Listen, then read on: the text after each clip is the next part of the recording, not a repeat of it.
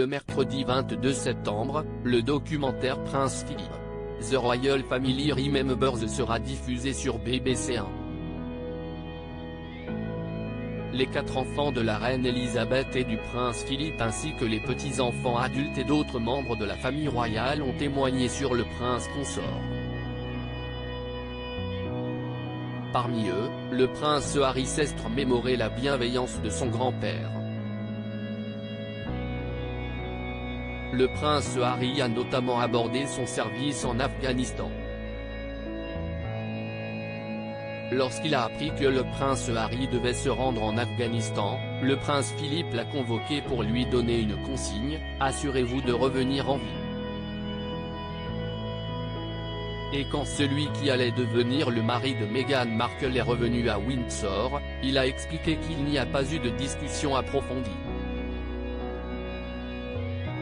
Selon le prince Harry, le duc d'Édimbourg s'est montré comme toujours très à l'écoute. Il lui aurait dit: eh bien, vous avez réussi.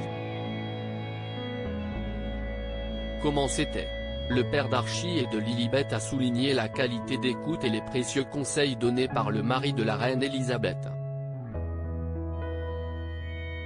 Le prince Harry s'est rendu 2 fois en Afghanistan lors de son service. Le prince Harry s'est rendu en Afghanistan en 2008 puis en 2012. Il a été déployé dans la province d'Helmand et sur la ligne de front où il était contrôleur aérien avancé. Il a servi l'armée britannique pendant 10 ans et a atteint le grade de capitaine. L'expérience du prince Harry en tant que soldat a été traumatisante. Le petit-fils de la reine Elisabeth et du prince Philippe a vu des enfants morts par les bombes.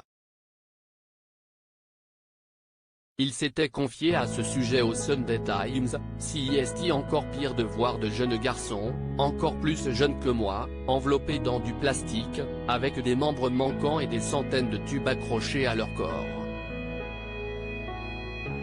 Je n'avais jamais été préparé à cela. Le duc de Sussex a décidé de quitter l'armée à l'été 2015 car il ne pouvait plus servir sur le terrain.